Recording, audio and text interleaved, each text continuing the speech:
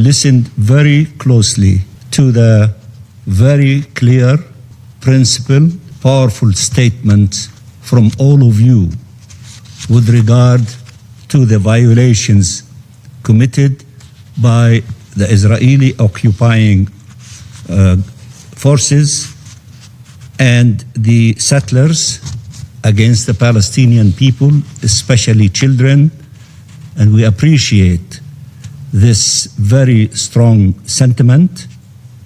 And as many of you have indicated, what is needed is action. You are the Security Council. You have responsibilities to act and to enforce international law and your will and resolutions, and not a single party to continue disrespecting all of us, not listening to any one of us, to be held accountable and to be brought to the position that the Charter of the United Nations expect as an obligation from each member of this esteemed organization, the United Nations. We cannot continue to meet, to condemn, to explain, to give details, and yet business as usual.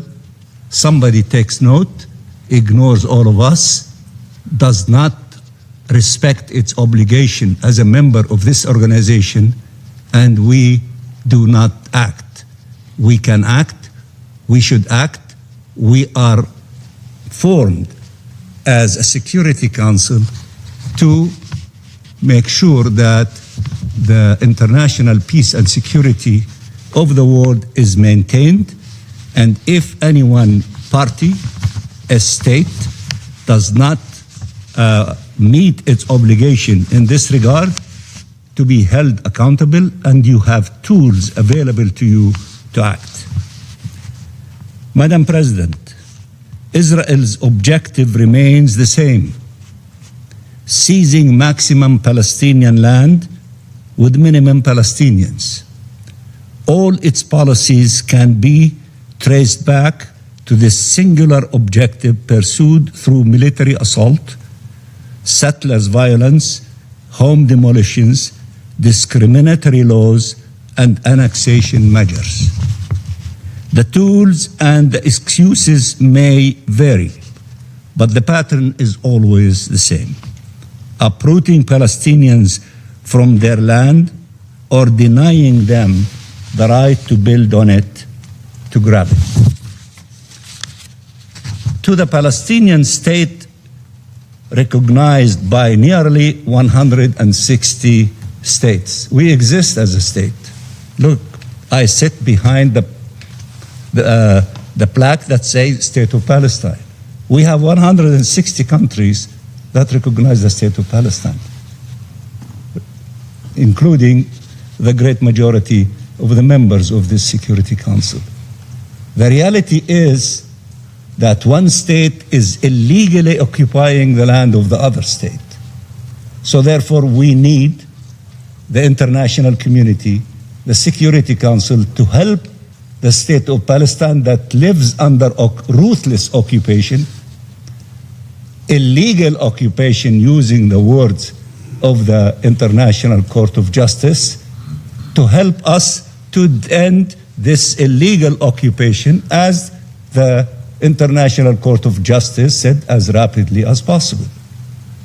Of course, we appreciate all efforts to make this occupation less vicious, if there is such thing as that, in the process and in the way and the path of ending this illegal occupation. That is the main objective: ending this illegal occupation, not to make it a nicer occupation. And many of you have exercised that during the time of putting an end to colonial occupation and control in the past. So I don't need to explain to you what you were struggling for in order to attain your freedom and liberation. We are the last kid around the block We need to end this evil system imposed on us, oppressing us, stealing our resources, killing our children, doing all the evil things that the UN reports describe, all of the agencies of the United Nations describe, and other NGOs, organizations describe as well. So it needs to end. And all people who respect and honor international law and their obligations as members of the United Nations and the principles enshrined in the Charter of the UN is to help us to put an end to this tragedy. We, the Palestinian people, are doing our role. We are staying in our land. We lost thousands, tens of thousands, hundreds of thousands killed and injured during the last 3 years alone. And we are doing our job in order to attain freedom and independence of our state. We need the help of those who believe in the same principles that we are committed to. And we appreciate the fact that some of you took some measures. But there is more that need to be done, because this ruthless occupation, illegal occupation, is refusing to abide by everything that you describe, by all the reports that describe, by the articulation of the International Court of Justice. Then what should we do? Just keep urging them, keep appealing them, or resort to measures and use tools available to us? Some of you are doing it in their national capacity. We appreciate that. But there is more that needs to be done so that this illegal occupation cannot feel that will make all of us come to the conclusion that we are wrong and this illegal occupation is right. The Palestinian people are telling you by paying heavy price, we will never surrender. We fight for our legitimate rights, including our right to self-determination, the independence of our state, and the right of the refugees. We are doing that, and we are not reinventing the wheel. All of you who faced similar situation, you struggled for your rights. But also all of you received support from the international community, and we expect support from you.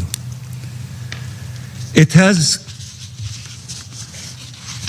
to the Palestinian state recognized by nearly 160 states around the world, Israel opposes the settler state armed and unhinged with its full support and complicity. It has created an enabling environment for violence by its soldiers and its settlers, guaranteed to them effective impunity, unleashed them against Palestinian communities, refugee camps, and villages to torment and terrorize the Palestinian population. Many of you gave details about these things. For years now, we have called for international protection. Many of you referred to that need. International protection in accordance with the resolutions of this very council, for deterrence, for real accountability, for practical measures to counter these policies on the ground, not only condemn them in international fora. And while countries are taking measures, as I said, they are no match to the Israeli grave breaches, nor are they dissuasive in nature. Only when it is too late will the world again realize that the cost of inaction far exceeds the burden of resolute action. In the West Bank, this attack against the Palestinian people includes an attack against the Palestinian Authority, whose role is essential in preserving Palestinian presence in the land. Through the theft of our financial resources, which many of you refer to, to the attack against our institutions, which many of you refer to, Israel is seeking the collapse of the PA in the hope that this would precipitate the transfer of Palestinians outside of Palestine, displacement. Madam President, throughout the occupied Palestinian territory, annexation is underway. It's not an idea. It's underway, brutally and relentlessly. Palestinians have now been confined to 30% of the Gaza Strip, 40% of the West Bank, and 13% of East Jerusalem. This is by design, through decades of policies aimed at emptying the land of its people, displacing and replacing them. These last few years saw a dramatic acceleration of these policies that have yet to be met with an appropriate response able to put an end to them. There is some action. We need more and more and more until this illegal occupation to yield to the international law and the position of the Security Council and its resolutions. In Gaza, Israel's response to the agreement reached over disarmament and full Israeli withdrawal from Gaza was not to welcome it, but to reject it and to continue its bombardments against the Palestinian population.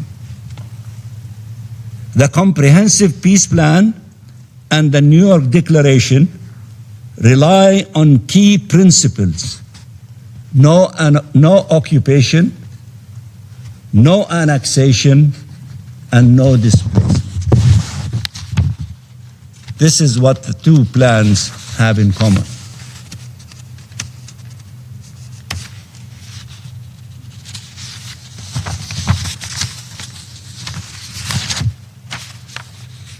This Israeli government is fully committed to pursuing all three at all cost and by any means.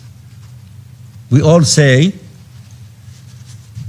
no annexation, no occupation, no displacement. They are not only saying, they're working day and night by all means, yes to annexation, yes to occupation, and yes to displacement.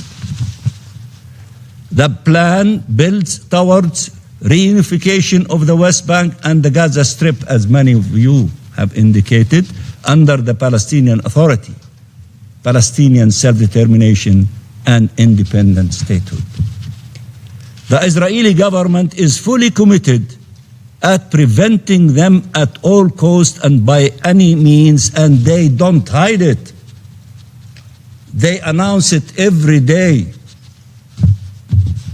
While Palestine and the Arab and Muslim countries are doing their utmost, and a number of these examples and statements that were released recently were referred to, are doing their utmost to ensure the implementation of the plan, Israel keeps undermining it,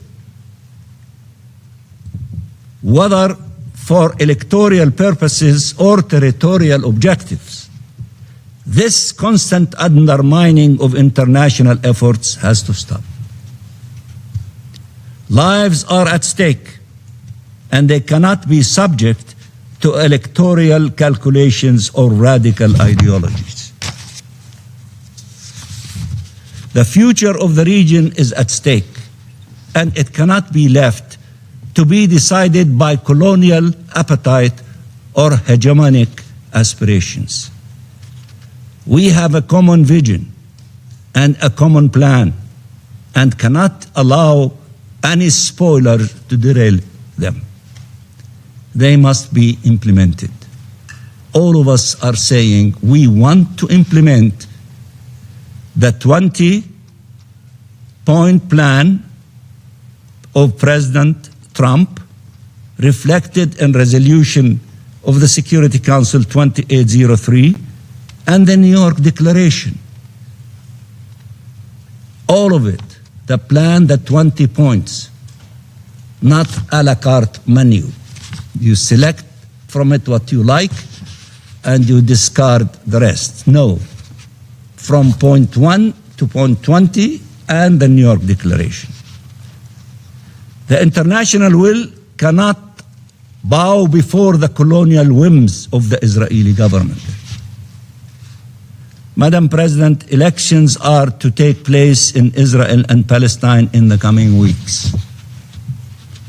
The world should send an unequivocal signal that it has charted a path for Palestinian freedom, self-determination, and independent statehood that leads to two states, Palestine and Israel, living side by side in peace and security, and to a region of sovereign states that together can foster a future of shared peace, security, and prosperity. The other path leads to a very different outcome. One this region has visited time and time again. One of occupation, wars, loss, and bloodshed.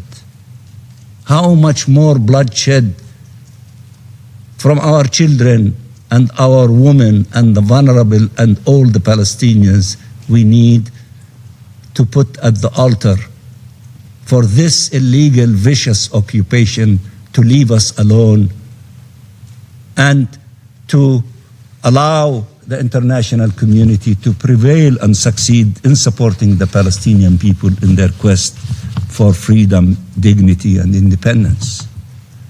Show our people that there is a peaceful path that leads to freedom, dignity, and security. I appeal to you, the Security Council, show our people that there is a peaceful path that leads to freedom, dignity, and security. And demonstrate to the Israeli people that this path of colonizing Palestinian land and controlling and destroying Palestinian lives is not the path that leads to security, peace, and acceptance. It is time for our region to unleash its true potential. One that can only be achieved through a free Palestine, respect for the rights and safety of all peoples, and the sovereignty of all states. Thank you very much, Madam President.